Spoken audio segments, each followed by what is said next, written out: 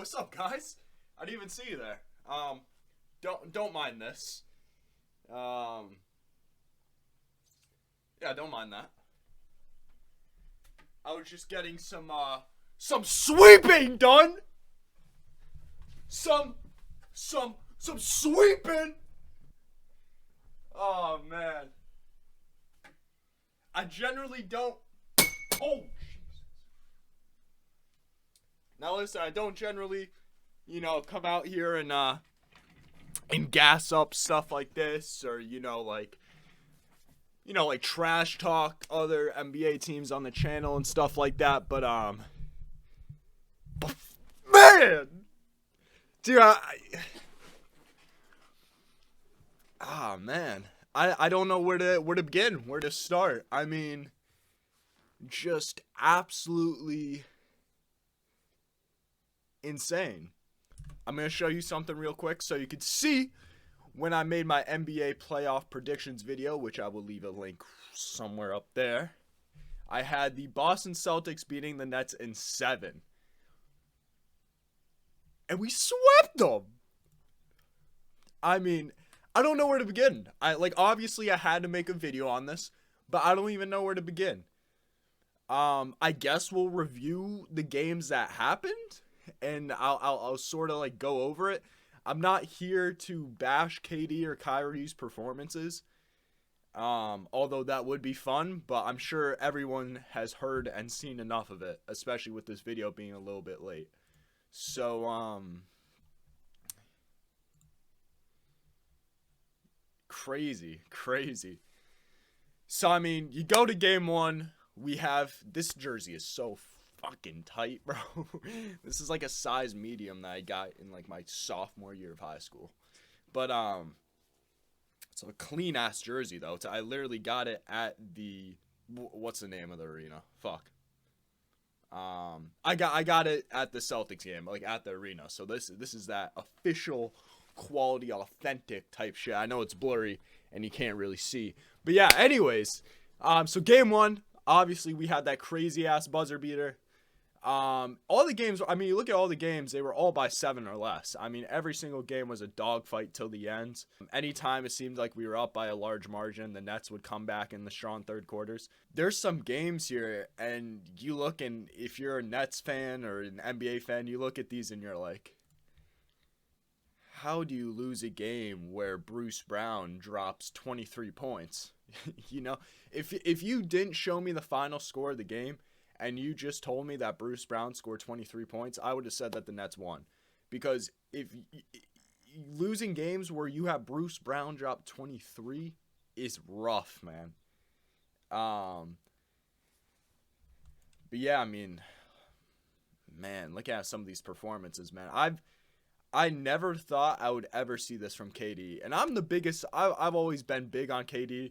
I've always been the guy to say that KD is the best scorer in NBA history. Just a guy who you want to put the ball in the basket. And listen, I'm not a big fan of recency bias. I'm going to have a separate video on that. But the one thing I really do be disliking about the NBA in general is just recency bias. One day a player will be the best in the NBA, he'll have one game, and then the next they say he's the 15th best player in the league, But after the series, I mean, man, KD, I mean, here you look at game 3. You got to give credit to the Celtics defense, man. As much as everyone's bashing KD, the Celtics defense, I made a whole video. I'll leave another little time card up there of the Celtics generational defense. I mean, the way they were able to lock up KD was just incredible. And even in games where he dropped, like KD in the game 4, he had 39 points. It took him pretty much the same amount of shots as points to get to that 39. So, yeah, I mean, I don't even know what to say. I just started this video and I knew I had to make a video on it, but it's wild. And it's weird because I said in my video talking about the playoff series that this was going to be a series where it's just the two superstars going against each other and it's going to be the role players that show out. But it kind of wasn't like that at all. It was like this series was all about the role players. I mean, for us, Tatum and Jaylen Brown were big in the fourth quarter. But I mean, you look at KD, Kyrie, even Tatum and Brown, like they really didn't have too many huge games. I mean, Jason Tatum, I think he had 30. It was either 36 or 39 in game 3 or something like that, or game 2, one of the games. But for the most part, I mean, Tatum and Jaylen Brown were under, 30 points, which, for a team that's heavily reliant on our two stars isn't really that high in points, especially in the playoffs when they're playing like 40 plus minutes. And then, KD and Kyrie, obviously, they were stinking the bed in most of the games. So it was really all about the role players. And you look at the Nets, they had guys like Seth Curry come out and have some big games. They had Bruce Brown, like I said, had that 23-point game. Yeah, even though the Celtics swept the series, I probably want to spend more time talking about the Nets because the Celtics are incredible. I could go on and on saying about how the Celtics were great on the defensive end, which I already made a whole video about. I could go on saying how the role players like Grant Williams, Derek White has been stepping it up on offense. By the way, Grant Williams, I am sorry. I am sorry for forever trash talking you. Your first 2 years in the NBA, I was giving him so much shit. I love Grant Williams now, so I'm sorry. I'm sorry, Grant Williams. Luckily, I haven't talked too much shit about him on the channel, but outside the channel, I was, because I was like, he's a small ball forward that can't shoot the ball and plays average defense. Now he shoots the ball very well and clamps. So yeah. But anyways, I mean, if I'm the Nets next offseason, the obvious answer would probably be the role players, but what's crazy is that the role players actually weren't even that bad in these series. Like I said, Seth Curry had some good games. Goran Dragic was a huge pickup off the free agency market. If it wasn't for Goran Dragic, they probably would have gotten their shit absolutely clapped in game 4 because he had some big points, especially in that fourth quarter. The Nets need a center, man. They need a center desperately. Andre Drummond just can't be a starting center on a playoff contending team. And honestly, I'm not even sure if Andre Drummond could be a backup center on a playoff contending team. Maybe if he's getting less than 15 minutes per game, that's fine. But you can't be a guy off the bench getting 20 like Nicholas Claxton was as a backup center. And then Claxton can't be your starting center either next year because 1 for 11 from the free throw line, 9%. I mean, you put me on the line, bro. I'm splashing at least half of it. I'm splashing at least 5, bro. You know what I'm saying? So Claxton, I mean, yeah, rough. I mean, he provides good defense. He's a good paint protector. He gets blocks. Pretty decent frame for his size, and he can be productive on offense. Pretty decent in the pick and roll game. It's just you can't have a center nowadays that can't hit free throws. You just can't. You can't. So Nets really need to look to get themselves a starting center for next year.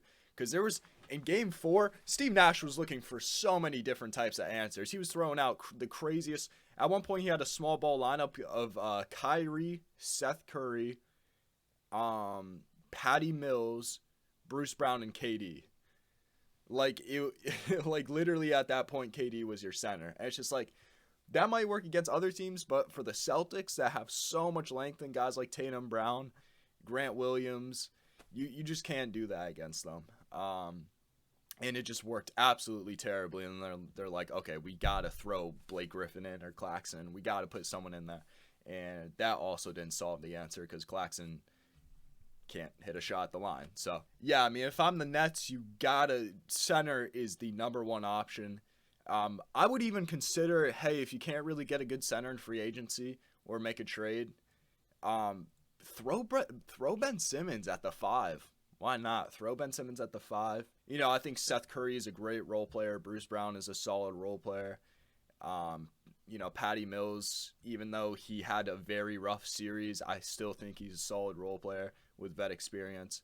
You probably, even though Goran Dragic did really well, maybe, you don't really have him. You could keep him on the roster, but maybe he's not one of your main focal points as he was here. Maybe get yourself a guard that is more 3-and-D orientated.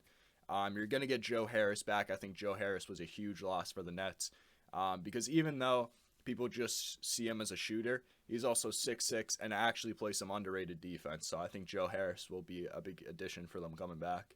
But yeah, they need more bench depth and solid role players. And I do think Ben Simmons should be able to help out this Nets team. The Celtics, man. I mean, I'm not going to gas them up too much because, bro, if they go on to beat the Bucks, then I could gas them up even more. So I want to save all of that. And regardless of what happens in round 2 against the Bucks, what we've been able to do in this first round against the Brooklyn Nets is just awesome. So, yeah, I could sit here gassing up the Celtics forever, but I'm not. So yeah, that was just a little video. I didn't really like say too much. I just feel like I had to make a video on this case. But drop a like on this video, subscribe to the channel if you are not subscribed, and turn on those post notifications so you do not miss any future uploads, as I will be having more updates for the playoffs along the way. And also, man, Toronto, is Doc Rivers really going to blow a 3-0 lead? If Doc Rivers blows a 3-0 lead, he can never be a head coach again in the NBA. Never. But anyways, that was the video. Love y'all, man, and peace.